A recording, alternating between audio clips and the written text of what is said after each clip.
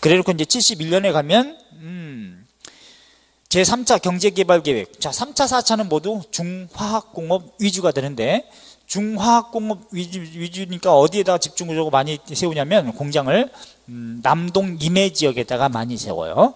그러니까 부산이라든가 포항이라든가 울산이라든가 이런 지역에다가 집중적으로 공장, 중화공업 이제 공장을 많이 짓는 거죠.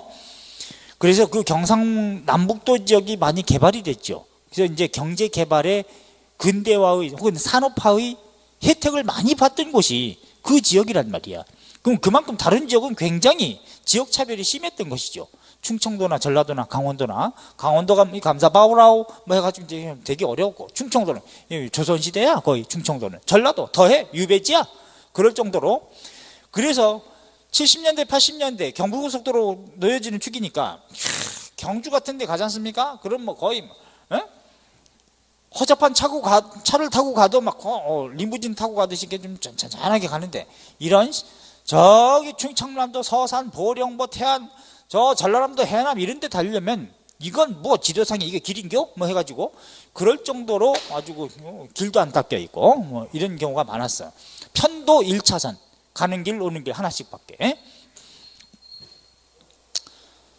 자, 그래서 충청도에서 싸우면 뭐라 그래요? 충청도에서 싸우면 예컨대 뭐 저기 뭐 서산지 뭐 사투리 많은 쓰는 지역에서는 빵빵거리고, 왜? 한쪽이 막혀 못 가니까 다른 쪽에 차가 오고 있고 못 가고 막 빵빵거리고 뒤에서 이제 그러면 충청도 사람은 이제 뭐라고 하냐면, 이제 외지 사람들은 이제 바쁘죠. 도심지에 살고 있었던 사람들은 빨리 안 가고 그러면 빵빵거리고, 근데 충청도 사람은 뭐 하는 겨 이게? 그래서 막 빵빵거리고 내려서 그러죠. 뭐 하는 겨 시방? 딱 그러면 아, 왜 안 가? 빨리 가지. 바쁜겨?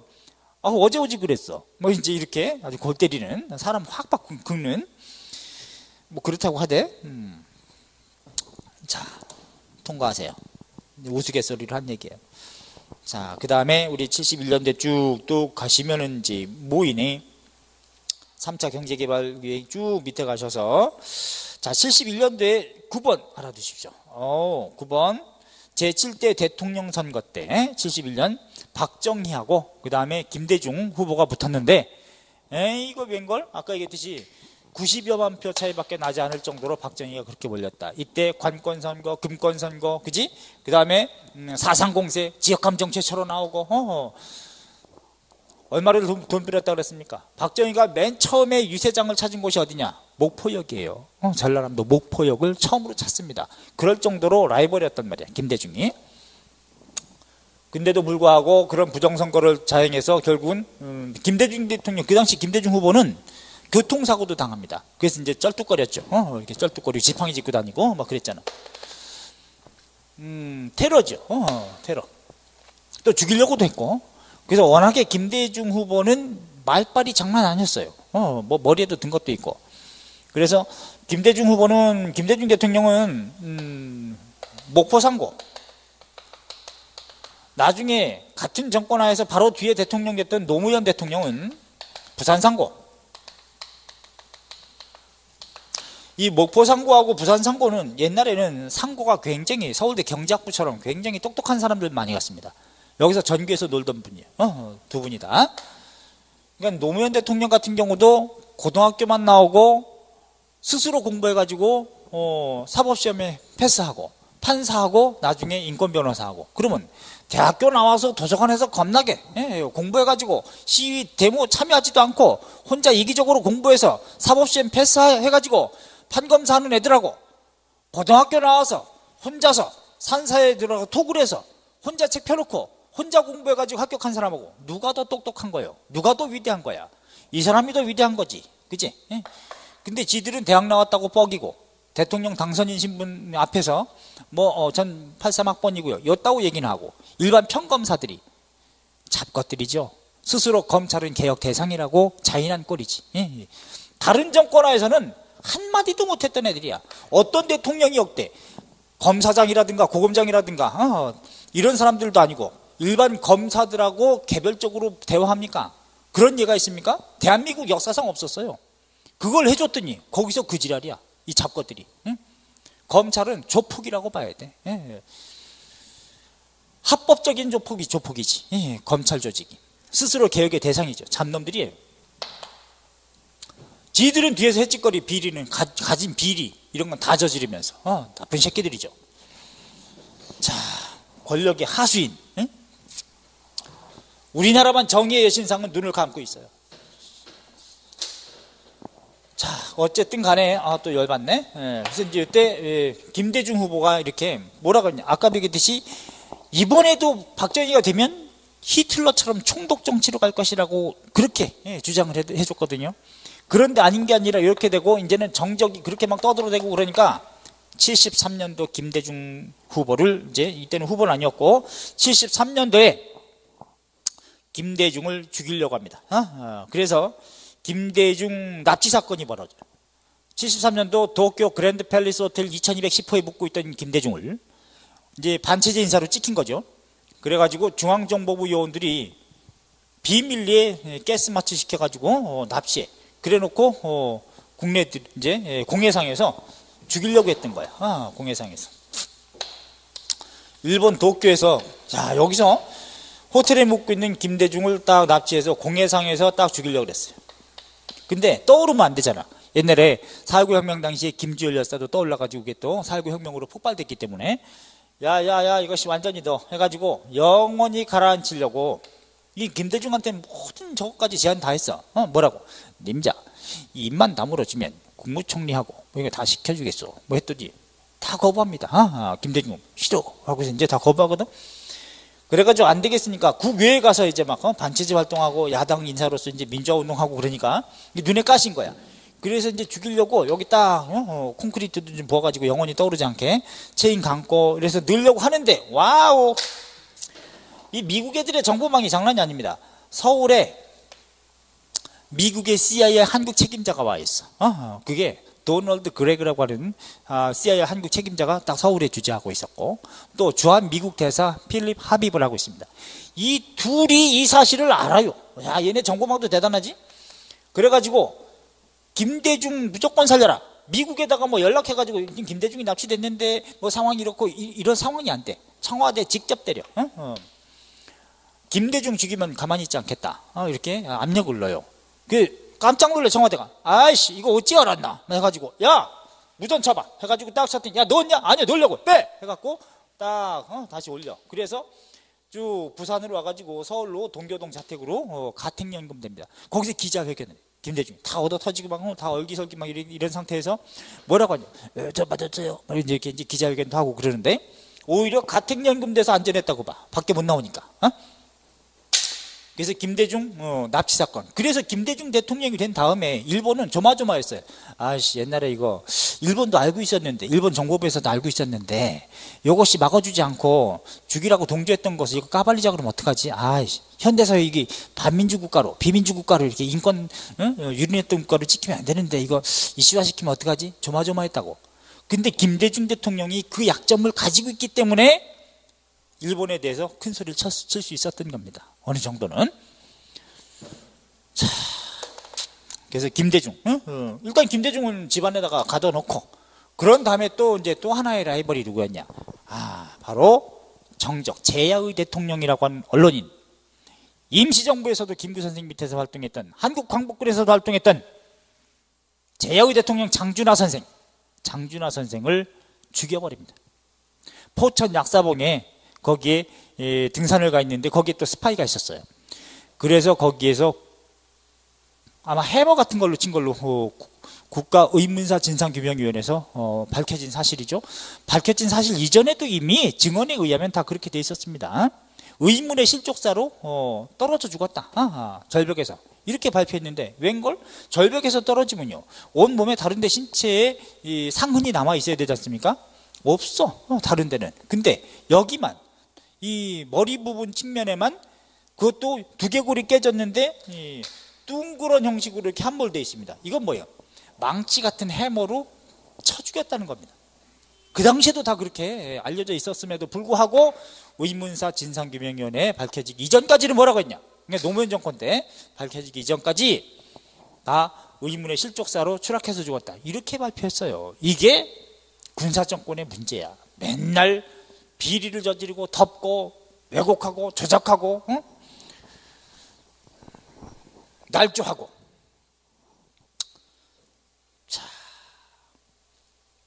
요게 70년대. 더군다나 장준하 선생까지 살해한 것은 75년의 일이기도 합니다. 김대중 후보, 김대중 씨는 이 당시는 73년이었고 이후에 75년도 장준하를 살해. 자, 그리고 우리 71년도에 또 봐야 될 게 있네. 71년도에는 우리 9번까지 했으니까요. 11번도 한번 봐주세요. 충남 공주에서 여러분이 유명한 백제 무령왕릉이 이때 발굴이 되는데 우리가 발굴한 겁니다. 이때는 현대사에서.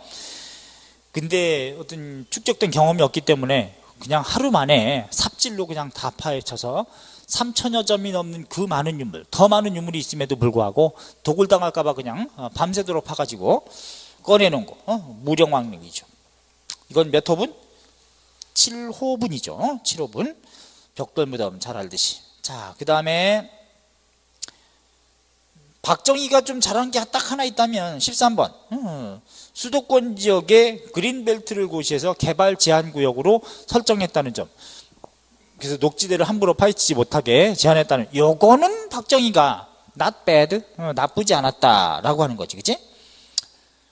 자, 그 다음에 뭐 광주 대단지 사건, 성남시를 얘기하면 요즘은 성남 뭐 시장 잘 뽑아가지고 뭐 좋아졌죠. 경기도 성남시를 또 어떤 제소자들을 중심으로 해가지고 걔네들 인력 동원해가지고 성남시를 막 도로망을 닦고 막 이랬는데, 그러면서 이제 광주 대단지 사건은 바로 성남시 지역의 문제를 얘기하는 거예요. 자, 그 다음에 이건 뭐 통과하시고 뭐 실미도 이건 뭐 영화로 한번 나온 적이 있죠. 16번. 그 다음에 18번 체크. 남북한 최초로 직통전화가 가설됐다는 거. 18번. 71년. 자, 그 다음에 넘기세요. 넘겨서 72년으로 갑니다. 72년도에는 온 7차 개헌 유신헌법을 얘기합니다. 유신헌법. 자, 유신헌법은 71년도에 대통령임이 됐음에도 불구하고 국제적으로 냉전이 완화되고 석유파동 이런 부분 때문에 정권에 약간 그 전에 성장세보다 경제 성장도 안 되고 대외적으로도 냉전이 완화되고 이런 허전한 분위기 속에서 북한하고 비밀리에 짜고 공포한 것이 7.3부 공동성명이고, 그런 다음에 이 통일 정책을 위해서는 대통령의 권한을 좀 강화시켜야 된다, 이런 차원으로 변칙적으로 통과시킨 게 바로 유신헌법이라고 그랬죠. 이때는 거의 총통제라고 얘기하는데 통일주체국민회의라고 하는 대통령 간선기구가 만들어집니다. 왜? 직선으로 하면 안 될 것 같거든. 왜? 김대중이 90여만 표 정도로 차이밖에 안 났기 때문에 다음에 또 붙으면 작살나겠다, 이렇게 생각을 한 거예요. 그러니까 간선으로 안 되겠, 직선으로 안 되겠다 해가지고 간선으로 바꾸게 된 거야. 그 간선기구가 통일주체국민회의라고 하는 명칭입니다. 오케이? 얼마나 무소불위냐면 대통령이 이 통일주체국민회의의 의장인 대통령이에요. 그래놓고 거수기지. 대통령의 특권이 임기가 6년이고 횟수는 무제한이다. 오케이? 그래놓고 통일주체국민회의의 의장을 대통령이 겸하고 있습니다. 거기서 자기가 뽑히는 거야. 그런 다음에 국회의원의 3분의 1을 대통령이 임명해요. 와우. 그런데 국회의원도 대통령 임기처럼 6년인데 국회의원의 임기를 3년으로 만든 애들, 임명직 국회의원입니다. 그러면 대통령이 임명하면 그 임명한 애들을 통일주체국민회의에서 땅땅땅 의결하면 국회의원이 되는 거예요. 국민이 뽑은 게 아니고. 그렇다면 3분의 1은 뭐 여당이라고 쳐. 그것도 넘어. 3분의 1도. 나머지 3분의 1은 대통령이 임명해. 그러면 얼마든지 헌법을 주물딱거릴 수 있는 의결 정적수를 확보하게 되는 거죠. 그럼 얘들은, 남들은 지역대표로서 국민들이 직접 뽑은 사람들은 임기가 자기보다 긴데 자기들은 임명직 국회의원으로 반토막밖에 안 돼. 그럼 3년 있다가 또 되고 당선되려면 허락받아야 되겠죠. 누구한테? 대통령한테 잘 보여야 되겠지. 그러니까 거수기가 되는 거예요. 거수기가. 야, 모든 악법은 다 동원한다, 그지? 그러니까 대통령의 거수기밖에 되지 않습니다. 얘네를 우리가 뭐라고 하냐? 유신정회라 그래. 유신체제에 의해서 만들어진 정치적인 법들의 모임이다라는 뜻이지. 유신정회. 얘들은 임기가 3년입니다. 임기 3년의 임명직 국회의원이에요. 대통령이 임명해 줍니다. 대통령이. 또 국회 해산권까지 가지고 있어요. 와, 그러면 행정부, 입법부, 사법부가 권력이 분립돼 있어야 되는데 행정부가 입법부를 장악하게 되는 거야. 왜? 국회 해산권이, 대통령 명령 한마디면 그냥 국회 해산돼 버리니까. 경찰 병력을 동원해가지고. 또 하나, 법관 임명권을 가지고 있습니다. 여기 나오듯이 예, 법관 임명권 있잖아요. 그죠? 그렇게 되면 대법원장 및 헌법위원회 위원장 이런 걸 다 임명권을 대통령이 가지고 있고, 법률안 거부권 이런 걸 다 가지고 있기 때문에, 그렇다면 행정부가 사법부를 장악합니다. 사법부. 그러니까 사법부에 종사하고 있는 검사, 판사는 법무부 장관을 비롯해 가지고 권력의 시녀로 떨어지는 거야. 권력의 시녀라고 표현하지. 그치? 이건 내가 한 말이 아니에요. 권력의 시녀다. 전부 다 눈치 보고. 그러니까 검찰 조직이, 오늘날도 그렇죠. 검찰 조직이 권력의 눈치를 보고 추상 같은 정신으로 비리를 공정하게 적용하고 그래야 되는데 그러지 못하고 있다. 찾아서 하는 일도 아니고. 철밥 통불. 이게 72년 제7차 개헌 유신헌법을 얘기합니다. 최고 악랄한 법이지, 그지? 그래놓고 유신헌법에 의해서 곧 만들어진 통일주체 국민회의에서 대통령을 선출하게 10월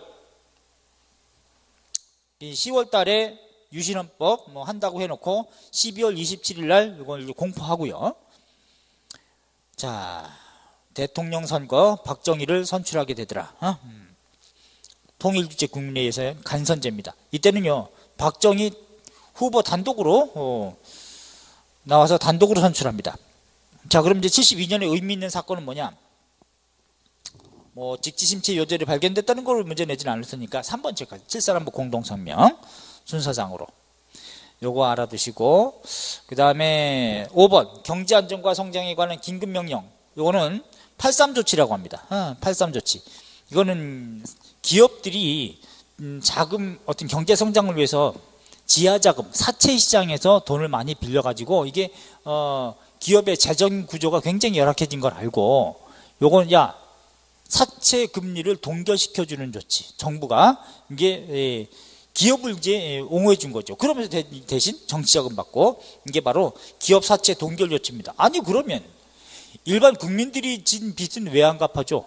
맨날 기업에다가만 특혜를 다 줘. 그러니까 정치자금 받았던 거고. 그렇게 해서 성장했던 게 바로 현대사회죠. 그 다음에 6번 체크. 남북 첫 직통전화가 개설이 됐다는 거. 첫 직통전화 개설. 요거 하나 알아두시고요. 자, 가설은 그 전에 있었지만 이건 개설, 통화가 되는 거죠.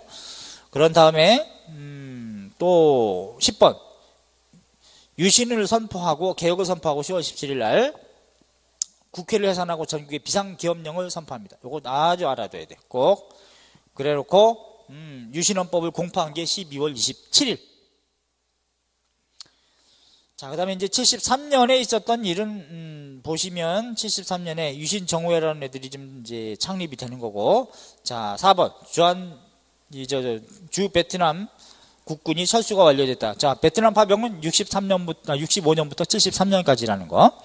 그 다음에 73년에는 6.23 평화통일 외교정책선언이라고 하는 걸 또 선언합니다.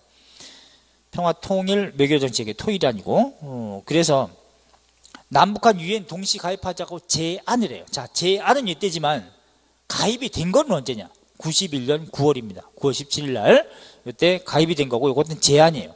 그 다음에 남북한 상호 내정 간섭 하지 말자, 불간섭을 제안한 거. 그럼 불가침 협정을 맺어진 건 언제냐? 이거는 91년 남북 기본 합의 있었죠. 12월 13일 날 만들어진. 어쨌든 이건 내정 불간섭을 제한한 것이고, 또 하나 비적성 공산권에게는 똑같이 자유우방처럼 문호개방하겠다라고 하는 걸 선언한 게 6.23 평화통일 외교정책 선언이라고 그래. 그 다음에 7번 김대중 피랍 사건 있죠. 요것도 있고.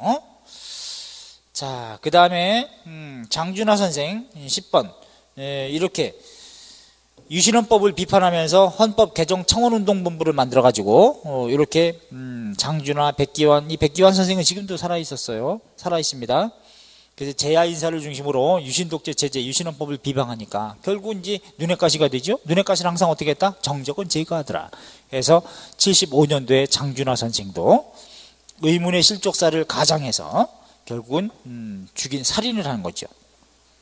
자, 그래놓고 이제 74년도는 자 1번 긴급조치로 아까 얘기했습니다. 72년부터는 유신헌법 체제가 79년까지인데 그 중에 이것조차도 비방하면 안 된다고 해서 만들어 놓은 게 긴급조치법이라고 하는 거.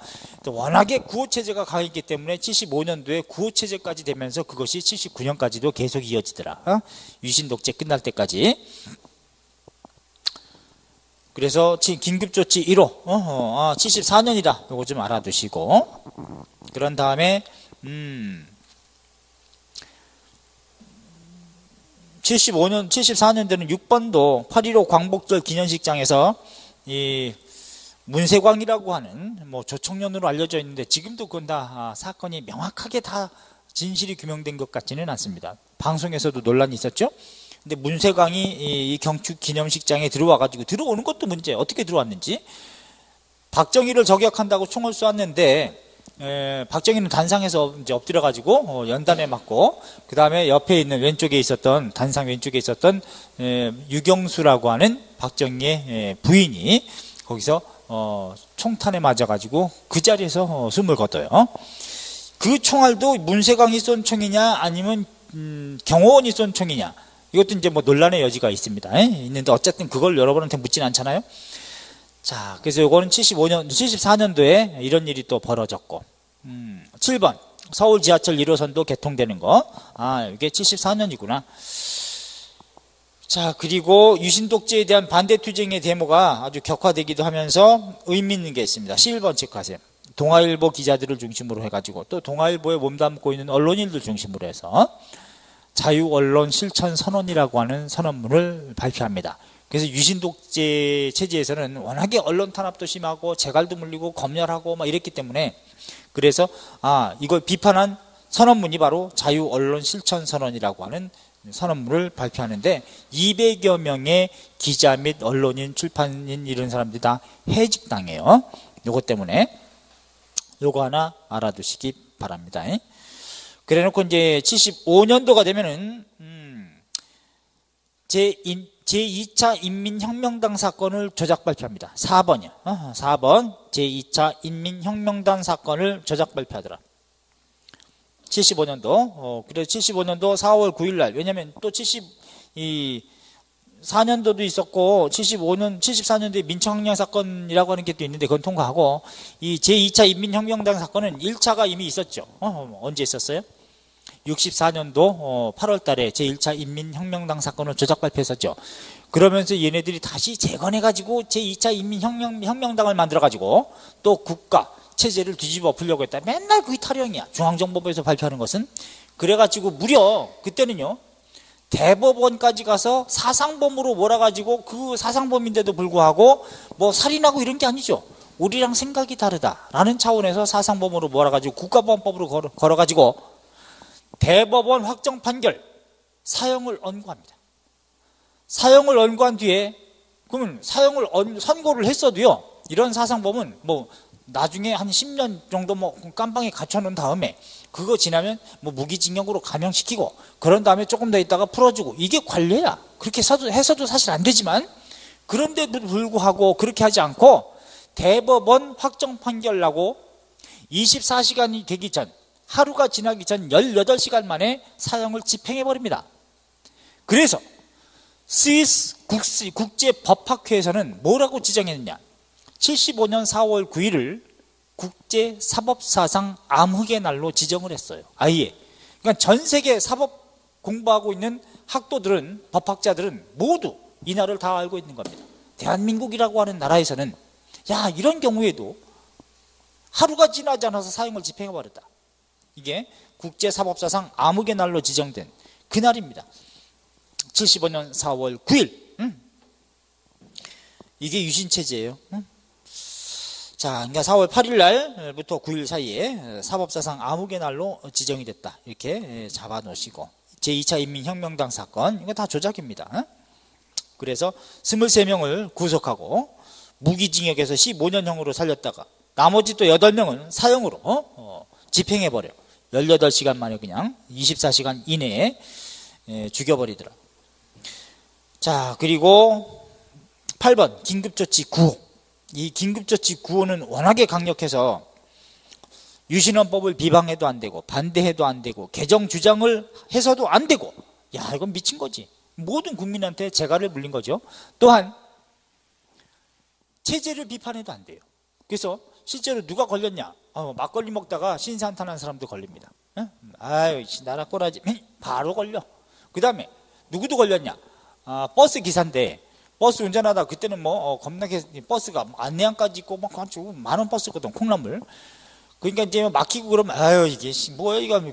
그래서 이제 비판했는데 거기에 탔던 고등학생이 아버지가 경찰이야. 그리고 아버지한테 일러. 그래서 아버지가 검거해 그 사람 버스 기사를. 이게 바로 유신체제입니다. 긴급조치 시기가 운영됐을 때. 그러니 어떻게 살겠어요? 긴급조치.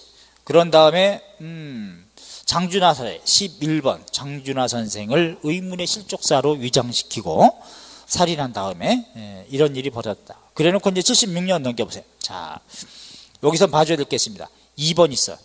김대중, 함석헌 같은 재야 인사들이 명동성당에서 76년 3월 1일 날 3.1절 기념미사를 거행한다는 구실하에 뭘 발표했냐, 3.1 구국 선언문이라고 하는 걸 발표합니다.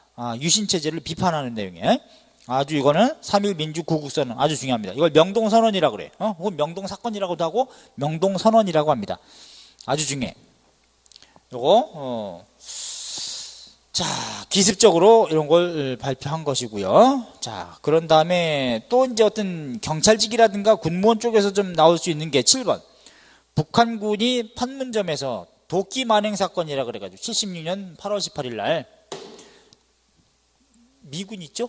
주한미군 판문점에서 지금 서로 이제 감시하고 막 망원경으로 보고 있는데 이 미류나무가 있었는데 그것 때문에 이제 좀 안 보여가지고 이걸 이제 잘라내고 그러는 와중에 북한 애들이 이걸 이제 저항하면서 반기를 들고 와가지고 도끼를 찍어 죽였어요. 이게 이제 판문점 도끼 만행 사건입니다. 뭐 이런 일이 냉전 체제에서 있었다. 그 다음에 77년에 가면은 1번 지미 카터 미국 대통령이 주한미군 철수를 또 발표합니다. 이걸 그래서 뭐야 이거 해가지고 박정희하고 지미 카터하고 굉장히, 그러니까 미국하고 대한민국하고 굉장히 갈등 관계가 있었어요. 그래가지고 박정희가 야 우리도 핵무기 만들어 이렇게 이제 빡 돌아가지고 했던 뭐 그런 때도 있습니다. 자, 그리고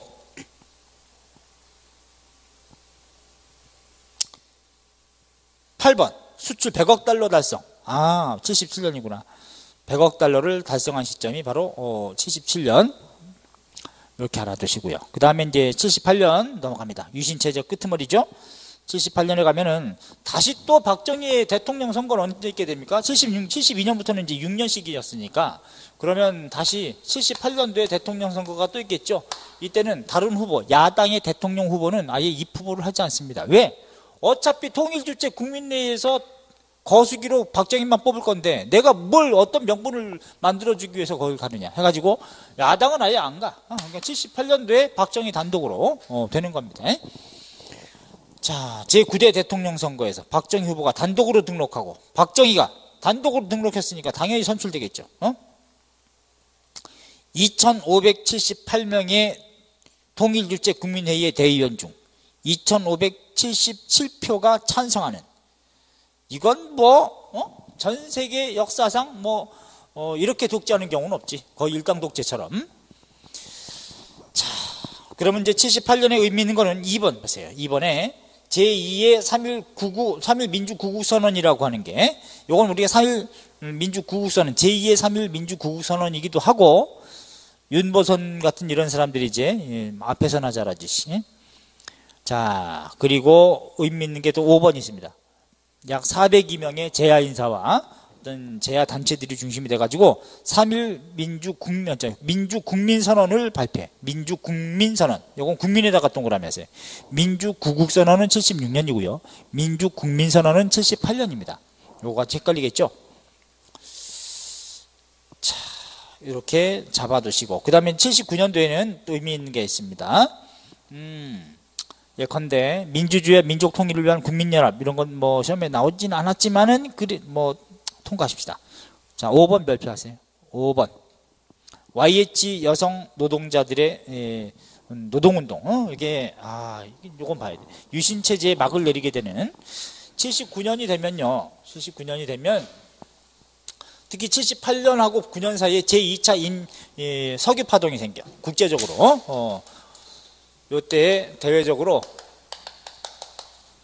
2차 오일 쇼크, 석유 파동.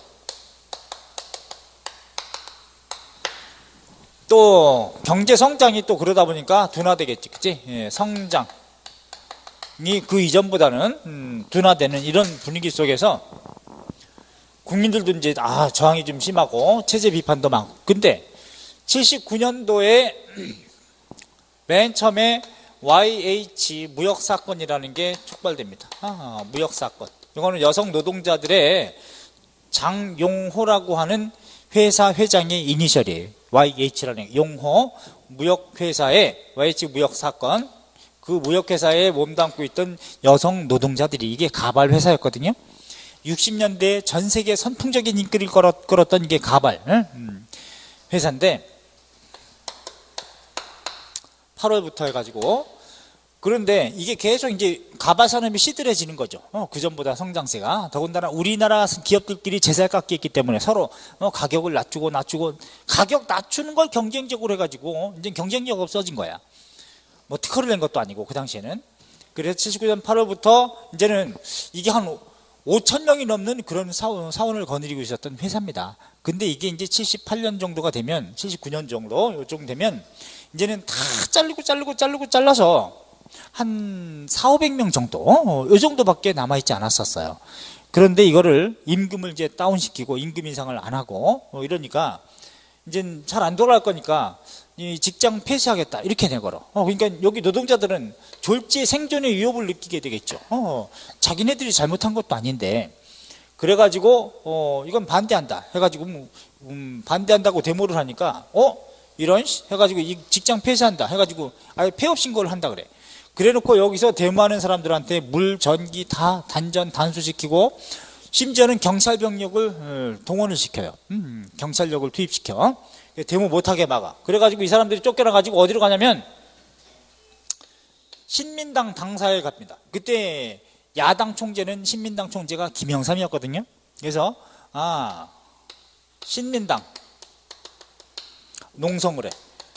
근데 그걸 허용을 해줬단 말이야. 신민당에 들어가서 농성하는데 이거를 경찰 병력을 동원해 가지고 강제로 연행합니다. 그래서 이제 강제로 연행하는 과정에서 그때 노조위원장이었던 이 권경숙 양이 거기서 사망을 해요. 그래서 이 경찰이 연행하는 와중에 사망하고 이런 일이 벌어졌기 때문에 이게 사회 문제가 되니까 국회에서 어떻게 하느냐. 왜 신민당 총재였던 김영삼은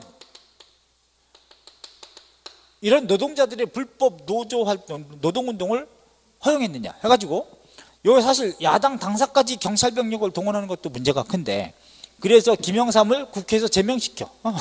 야, 이거 야당 총재 김영삼을 제명을 시킵니다. 김영삼을 제명을 시켰는데, 근데 김영삼의 고향이 어디냐면 경남 거제도입니다. 거제도가 고향이야. 그러니까 이게 기폭제가 돼요. 김영삼을 제명시키니까 그렇잖아도 부산 마산 지역에 노동운동이 막 촉발되고 있었거든. 부산 마산 뭐 이런 데서 노동운동이. 근데 여기는 대기업을 많이 유치를 시켜놨기 때문에 남성 노동자들이 많았거든. 이제는 중화공업을 집중적으로 키웠던 때이기 때문에. 그래서 김영삼이 바로 거제도가 고향이었기 때문에 이게 이제 김영삼을 제명시켰던 것이 촉발돼 가지고 부마항쟁으로 촉발됩니다. 부마항쟁. 부산 마산 일원에 부마 이거 합쳐서 항쟁이 터진 거야. 결국은 이 YH 무역 사건이 그렇게 중요합니다. 그래서 부마 항쟁이 터졌는데 79년도 10월 26일 날 그때가 되면 여기 서해안에 삽교천 아산만 방조제 공사가 완공된 때야. 그래서 청와대에서 박정희가 여기 딱 갑니다. 테이프 커팅하러 가. 그 다음에 중앙정보부장 김재규는 여기. 야, 님자. 그러니까 중앙정보부장은 권력의 서열 1, 2, and 3야.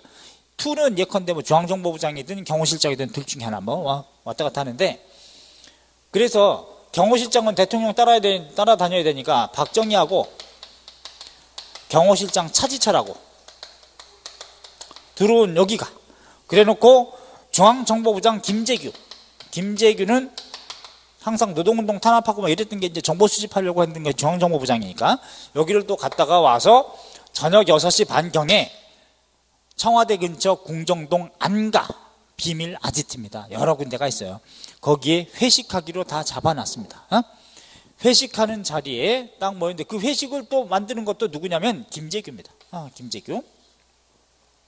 그러면 김재규가 그 회식장에 있을 때 가수들 부르고 했던 사람이 다 김재규예요. 그러니까 심수봉 이런 사람들 여러 번 갔어. 근데 김재규가 심수봉의 증언에 의하면 김재규 굉장히 유머러스했대요. 그러니까 이제 뭐 유머도 많고 막 이랬는데, 그날은 10월 26일 날은 딱 갔는데 평상시 같지 않고 굉장히 긴장하고 굳어있고 유머도 없고 이상했다고 그럽니다. 근데 김재규가 그걸 다 여기서 연애를 한다는 걸 다 아는데, 당일날 김재규는 별 4개였던 정승화 육군 참모총장한테 같이 저녁 먹자 그래요. 전화를 약속을 잡아. 정승화 육군 참모총장을 가까운 궁정동 안가 옆에 비밀 아지트인 안가의 또 다른 곳에 거기서 저녁 먹자고 약속을 잡아놔요. 아니, 본인이 이때 회식을 하는 걸 다 자기가 만들어 놓고 정승화 육군 참모총장을 저녁 먹자 그래? 일부러 그런 거야, 이거는. 그래서 김재규가 정승화를 여기서 오게 한 다음에, 육군 참모총장, 이게 계엄사령관이야 비상시에는. 그래서 여기 저녁 먹게 오라고 한 다음에 약속을 잡은 다음에, 오늘 나중에 이게 안가에서 또 대통령 모시고 회식이 있습니다. 이게 겹쳐서 못 가니 다른 부관을 보내겠습니다 해가지고 부관을 보냅니다. 그러니까 일부러 그렇게 꾸민 거예요, 김재규는. 그래서 나중에 11.6 사건 이후에 보안사령관이었던, 합수부장이었고 보안사령관이었던 전두환이 김재규가 그 당시에 그 회식상에서 개인적인 원한으로 차지철을 쏴주겠다, never, 천만에 개인적인 감정 웃기고 앉았네, 그거 아니에요. 개인적인 감정이었으면 미리 사전에 정승화를 여기다 불렀겠습니까? 자기가 그날 만찬을 주도하는 사람인데 다 타이밍이 다 정해져 있는데, 그런데 저녁 먹자 그래? 일부러 오게 한 거야. 이거는 계획적이었다는 거죠. 의도적이었고 치밀하게 준비를 했을 때 정밀하지 못했다. 그래서 여기에 딱 모여 있는데, 여기에 이제 박정희 있죠. 테이블에 딱 있어, 박정희. 여기는 차지철, 아주 불곰같이 생겼어. 여기는 김재규 중앙정보부장, 권력의 1, 2, 3가 다 있는 거야. 여기 이제 비서실장도 있지만 걔는 뭐 무슨 체크리스트만 들고 다니는 애들이고, 여기에 이제 심수봉도 있고 뭐 이렇게 다 이제 앉아 있어. 근데 여기서 박정희가 그래, 님자 부만 어떻든가 말이니까 김재규가 그렇습니다. 여기에 각하 이거 큰일 났습니다. 4.19도 다 봤던 경험했던 사람이니까 4.19는 유도 아닙니다. 특단의 조치로 뭔가 바꾸지 않으면 체제 위험합니다. 이렇게 직언을 합니다. 그러니까 차지철은 여기서 뭐라고 하냐, 이 차지철은요 대위 출신이에요. 대위. 물론 미국의 육군사관학교에 갔다 온 사람인데 거기 출신인데 대위 출신이야, 대위. 근데 중앙정보부장 김재규는 장군 출신입니다. 군대로서는 굉장히 짬밥이 위고 레벨도 위죠. 근데 경호실장으로서 이제 차지철은 아주 아나무인이었다고 그래. 군사령관을 임명하러 헬기 타고 박정희가 별세계 임명하러 가지 않습니까? 그러면 뒤에서 임명장 주고 나중에 차지철이 또 불렀대. 그러니까 차지철이 이 사람한테 뭘 줬느냐, 지휘봉을 줬답니다. 대통령 경호실장 차지철 해가지고 지휘봉을 따로 줬대. 그럼 뭐야, 너는 내 말 들으라는 얘기야. 이제 박정희도 손쓸 수 없는 단계까지 가버린 거예요. 권력의 그 환부가 그럴 정도로 썩어 있었던 거죠. 여기서 차지철이 얘기해. 아주 아나무인격으로 뭐 중정은 뭐 너나 봐요, 뭐 이런 식으로 감정 상하기도 했지만, 여기서 박정희한테 또 뭐라고 하냐, 각하 저한테 맡기십시오. 200만 명을 쓸어도 끄떡 없습니다. 뭐야 이게, 200만 명은 총으로 쏴 죽여도 정권 끄떡 없습니다 라고 얘기한 게 차지철이에요. 이 미친 새끼지 이거 정말. 개망난이지. 캄보디아의 킬링 필드로 만들자는 얘기죠. 이런 것들이 지금 권력을 농단하고 있었던 거예요. 여기에 김재규는 기가 막히죠. 근데 박정희는 한술 더 떠. 뭐라고 하냐. 그 얘기 듣고 기분 좋아가지고 지치쳐라. 님자 왜 네가 하니? 내가 할게. 이렇게 또 얘기했다고. 님자라 그랬는데, 그래서 김재규는 한 방 먹은 거지. 그래 놓고 얼굴 울그락불그락 한 상태에서 밖에 나가서 자기 의전비서관 박선호를 불러. 이 박선호도 군 대령입니다. 대령 출신인데 박선호를 딱 불러. 야, 이 사람도 처자식 다 있거든요. 다 있는데 최고의 충신이야. 김재규의. 박선호 의전과장을 불러가지고 준비됐냐 해갖고 예, 미리 다 준비한 거예요. 그래서 총 딱 점검하고 들어와서 박정희한테 직언을 합니다. 마지막 직언을 해요.